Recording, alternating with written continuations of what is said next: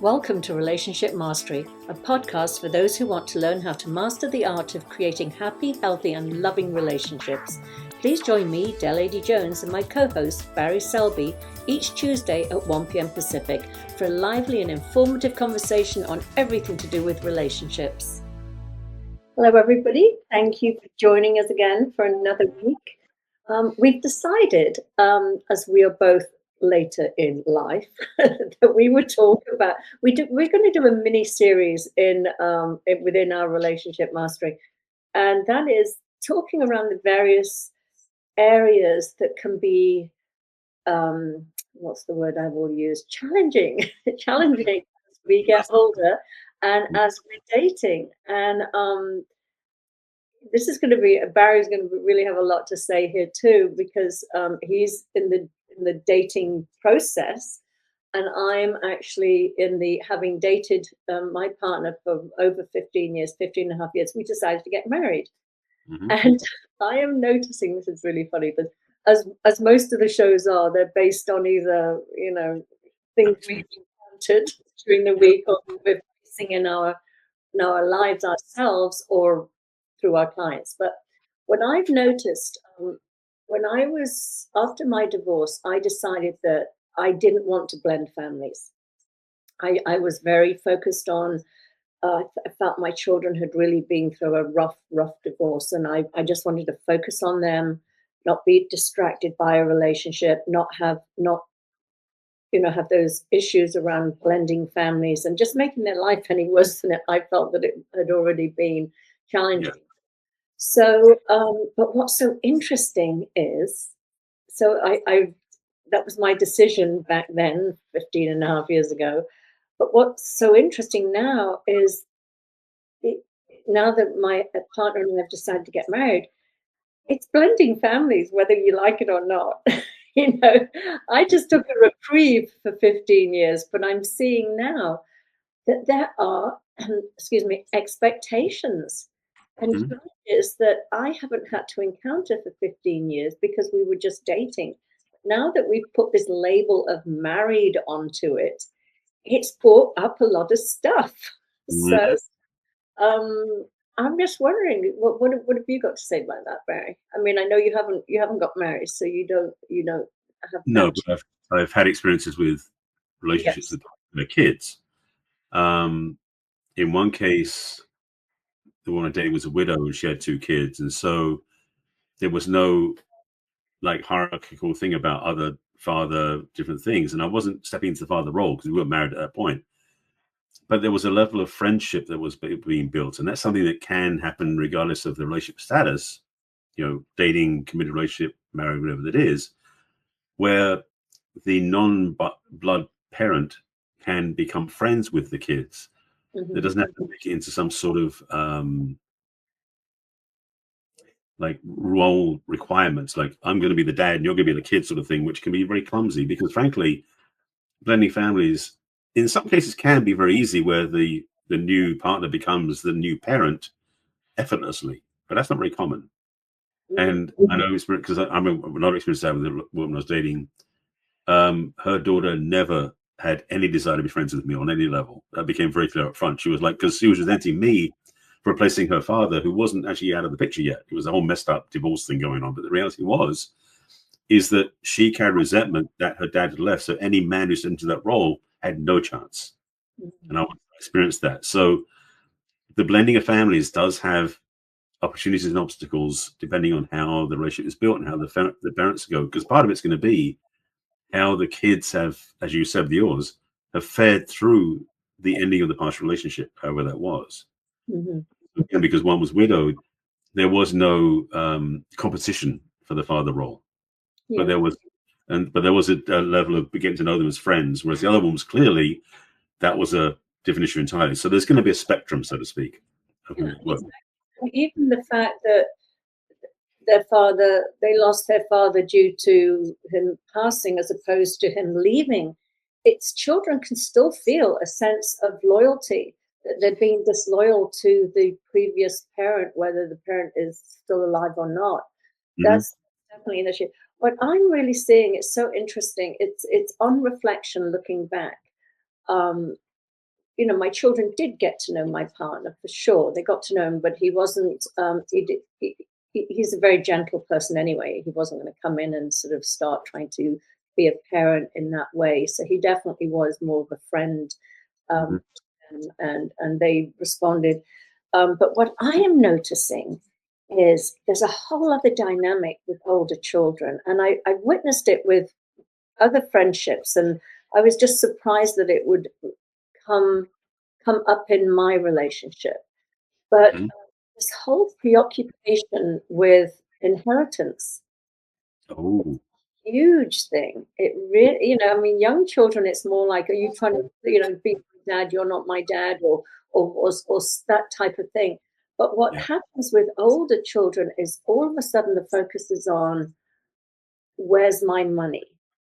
And I mean, that was a shocker to me. It really was, and not from my children, thank goodness. But it's been an issue, and it's a surprise to me. But apparently, now that I look back on how some of my people that I know have been through the same thing, Mhm. it's not apparently an uncommon issue for older children to get very territorial when they see their parent either remarrying or moving in with somebody. It's about where do we stand financially?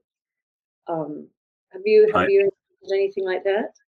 I, to be honest, I know I've seen it in movies, definitely that sort of, or TV shows where there was that sort of political drama and the competitive energy of, like, who's getting what and everything, and how comes woman's walked into their father's life and takes over the role of leadership and could get all the money from the state and all the kids get left out. That sort of paradigm. That's an extreme and dramatic appearance. However, it's based in, the seeds are based in reality. It has happened, and I've seen it before, where there was such a discord because the kids didn't trust the new incoming partner to not try to usurp their believed role requirement, not requirement, commitment. They're going to receive so much of the will, sort of thing.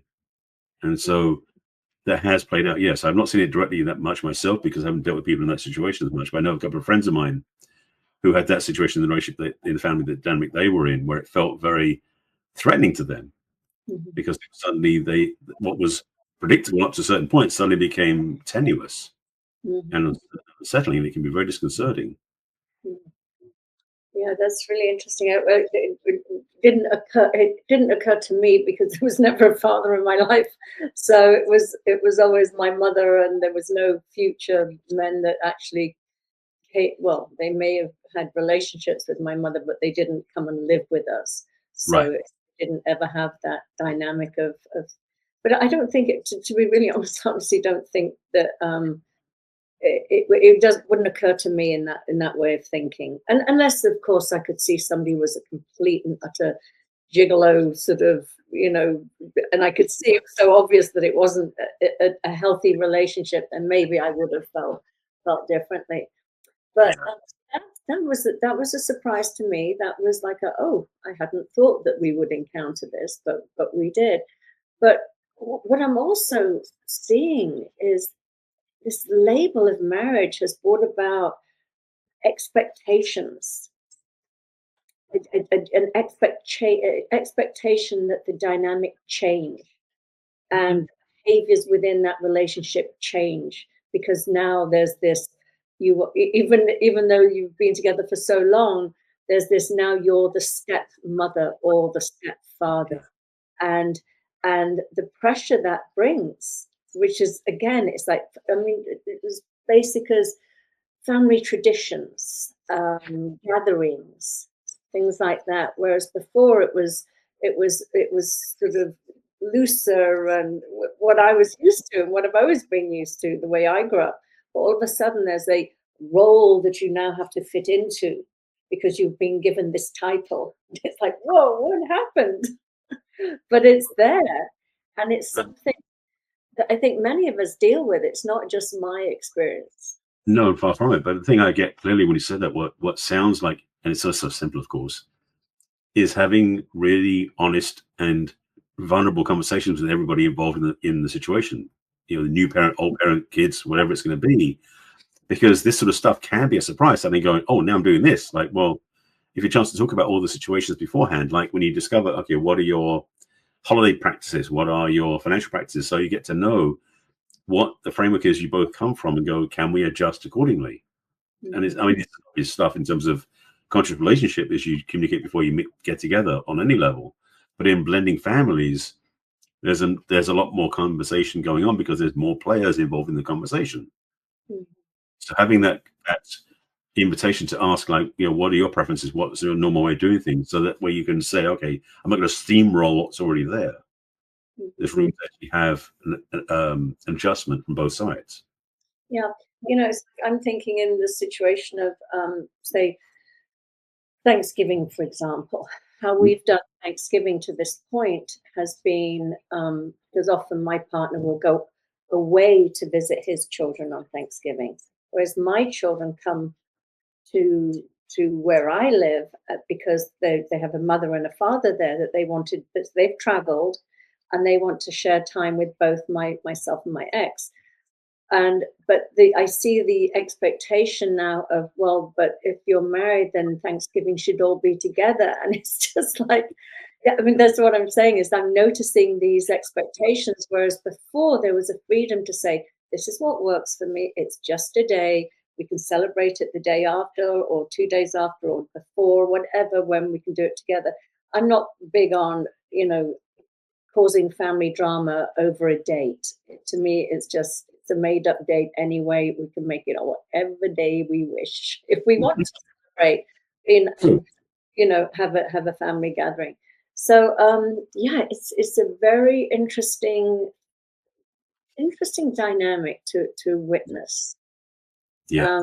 Trying to think of some other areas that haven't occurred yet, but I can anticipate will be an issue further along, and things like caring for aging parents, decisions on health and care and things like that.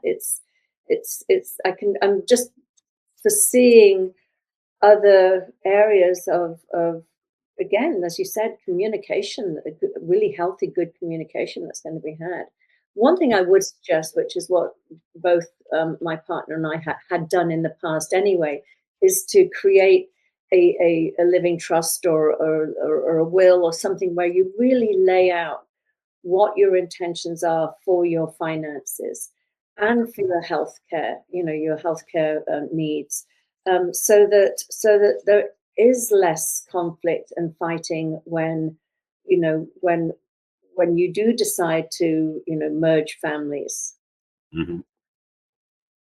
Yeah, that is forethought, which is the other part of that. Is one of the challenges when you fall in love and you get romantic with somebody, is you don't necessarily plan ahead or think ahead of what you're going to do. So having that, I mean, frankly, just making a list yourself of what you think you might be aware of in the future you haven't dealt with yet can helpful. And having those living trusts defined and adjusted accordingly is part of being a conscious participant in this relationship and being a parent too.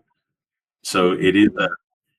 it is a remembrance as a person that your role in that relationship is not just to be a partner, but to be responsible for other people in the family dynamic, so that you're being caring about what's coming, and you're being your forethought is coming up rather than hindsight. Mhm. Yeah. You know? No, exactly. And again, as I say, it has to be adjusted accordingly, because up until this point, it was very much, my sons are both executors of my will. They both decide mutually on my health care. So everything was like my sons, my sons, my sons. And now I'm thinking, does that change? Do we now add? It's just an interesting dynamic that I think, again, as I said, I think we should. You said something earlier, which is like, when you first meet, you're in love and you're romantic, you think of all these things. And I think that's so true, especially when we're younger.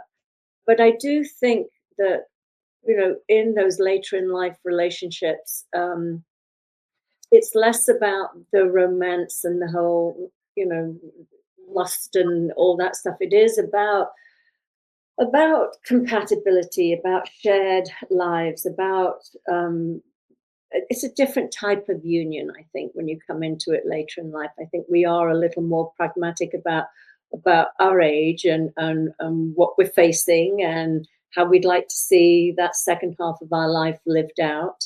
It's Yeah. not a, it's just a different, slightly different. You don't go in. Well, I shouldn't say that. I mean, sometimes some people do go into it and have big wake up calls very quickly that they rushed into that second relationship or third, depending on, were they feeling like time was running out or the options are less and they have to secure something really fast. That can often be a situation. And then on reflection, it's like I moved way too fast on that. I didn't take my time. I didn't, do the work necessary to avoid a lot of the pitfalls of these relationships as we get older. Yeah. And the thing is, the quote good news is that you've been more aware and more conscious moving to this relationship, and choosing marriage now is a more conscious intention, like a more aware move. So it's not sort of walking in blindly. Mhm. And frankly, after 15 years, you've got probably a lot more, both of you have more of a sense of the patterns and rhythm of being together. So that you recognize things that do and don't work and what can change and what can be up leveled. And so the conversations you have are more what's it, the full spectrum's the wrong word, but more inclusive in a sense. More, they cover more of the basis, so you basically know where you stand each step of the way, which is what really a mature relationship is going to require on any level, I would say. Yeah, absolutely. And the other thing is, I mean, we'll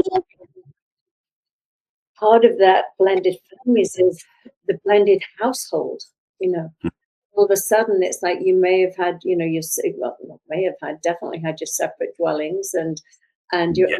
independence, and this is my house, my domain, my my castle, and then all of a sudden it's so interesting because it's now become our house or our thing. I mean, not in my case, we still live apart, but we're discussing how do we move forward? How do we get a separate place together? Because either my partner's place is not somewhere where I would like to live. It's a gorgeous house, but it's very remote. Mine is a smaller house, but it's in a community which I really enjoy, and it's I by the beach. I don't have as many allergies as I do when I'm up in the mountains. So there's many reasons why, and we're very lucky, thank God, that we can choose which house to live in. Or is it better to sell and get something that's yours? But again, it's that you do, it's so funny because it's such a difference of when you get married. When you get married when you're younger, it's usually like the blending of the families. You think of the in-laws and the siblings and your steps. I'm not so sorry, your sister-in-law, your brother-in-law, and all of those things. Those are the and you often say you're not marrying just an individual, you're marrying their family. And to some degree you are, even though I think you need to make your union the primary relationship at that point moving Yes. forward, especially if you start having children. That's your family now, not your loyalties should be to that family. But what's so interesting when you're marrying or choosing to live together later in life, it's not so much the in-laws and the all of those. It's more about the children come into that too. Then it's like, and grandchildren, and all of a sudden it's like, how much of your space are you prepared to share? As if you've lived alone for so many years, all of a sudden it's like, wow, it's not just somebody we're moving in together. It's the expectation of the extended family. How much time do they spend? Do they stay with you? Do they not stay with you? What I mean, it's complicated. That's all I'm saying. Actually, on that note about accommodations is, especially if both partners have had their own place for a long time, if one gives one up to the other one, there can be a real sense of imbalance power-wise and energetic-wise about who has what and everything else. Sometimes the best choice can be to actually, the two of you, give up both your places and get a separate place together so you can start fresh, start new, where you both are on the same page. It sounds like a big logistical nightmare, but the reality is, for peace in the relationship, sometimes that is the best choice. And with blending families, if everybody comes into the place fresh, I know it's difficult asking this current climate for building, for housing and building everything else, but understanding how that can change the framing, because taking one family and a parent into the home and family of another person, adding to the load, that can be very confrontive and very challenging for all the people involved. And so having a way of creating space that both partners benefit from, where it's a whole new place or you keep places separate, is pretty healthier choice, because, however big his house is, you and your kids moving into there is going to change the dynamic dramatically because of the suddenly having the extra bodies in the house, Mhm. Yeah, yeah. I mean, yes, in the perfect world, it is just to, avoid that power struggle and very natural. Even though consciously you could be like, I want to share my space, but it's like you're not putting the cap on the toothpaste like I do, or whatever it is. It's like, or you didn't load the dishwasher like I like it loaded, or just due to that's that. that's the little stuff, frankly. Exactly. It's the little stuff, but it's the stuff that can get you when you're used to, Yep. in your own space, and especially again, as I said, later in life, it's like if you marry young, or you've been in your parents' house, and then you've had some independence for a while, and then you get married. If you've been alone for a long time as an adult, um, I mean, you can just get very set in your ways about how you like things. Or Yep. personal space. Personal space is huge for me. I love my personal space. I look forward to those evenings when I'm alone and I can just, all those hours in the day where I'm alone. I know people that can't bear it. They have to have it full every minute with different people and different things. I definitely need my space. So again, it's that balance of if you are choosing, and often again that's the other thing, is you're choosing to marry later in life, um, as opposed to just live in two separate houses, are often financial. There is less of a financial burden on you sharing the same house as opposed to having two separate houses. But again, it's that knowing yourself. We always talk about this self-awareness, knowing when you're being triggered, knowing what's important to you, and communicating that with your partner and Yeah. saying, I love you, I'm glad we live together, this is our life is so much easier on so many levels. But say, like in my case, I really need my personal space. Even though you might now be living in the same house as me, I've got to have that personal space. Thank goodness Hoodie's pretty, he likes his space too. So we're pretty well balanced on that. Well, speaking of that, one of the things I think is also important for any relationship, new relationship or a mature relationship, is having an ongoing or weekly, monthly state of the state relationship conversation, like a meeting of the mind, so to speak, or a meeting of the hearts, to really see and navigate that. Because the other part also is when you bring this new paradigm together into like moving the same house together, if you don't have check-ins and chance to explore and discover and discuss and sort things out, resentments build, frustration builds, upsets get burst and just show up in the relationship. It makes it very hard to be together. So part of the blending of the families requires having communication, which means setting up perhaps even scheduled meetings once a month or once every couple of weeks to say, let's just do a check-in. Even if it's going great, what can we do better?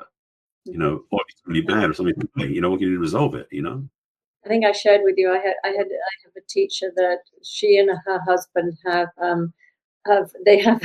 mean, it sounds very rigid, but I'm sure the date changes a little bit depending on what's going on. But they have a weekly check-in called the State of the Union, as in the state of their relationship, their marriage, and everything. And then they have date night, and date night is not about State of the Union. It is they're two very separate things. There's one where it's literally coming together, getting everything out on the table. How was your week? Was I there for you? Did you feel supported? Did you feel loved? Did you feel respected? What can I do differently? And really, just that you would have a business meeting of partners where partners need to be on the same page. That you can't run a successful business if one of the partners is getting all their needs met and the other one isn't. That's not going to that's going to fail. So, but then to also set aside that wonderful joyful enjoying of each other and whatever that shared interest is on your date night, whatever you enjoy doing together. The other thing is, and it's boundaries. Like, I was thinking back to when I first got married. My mother-in-law uh, thought it was completely fine to just keep walking into the house whenever she wanted. Somehow she managed to get a key.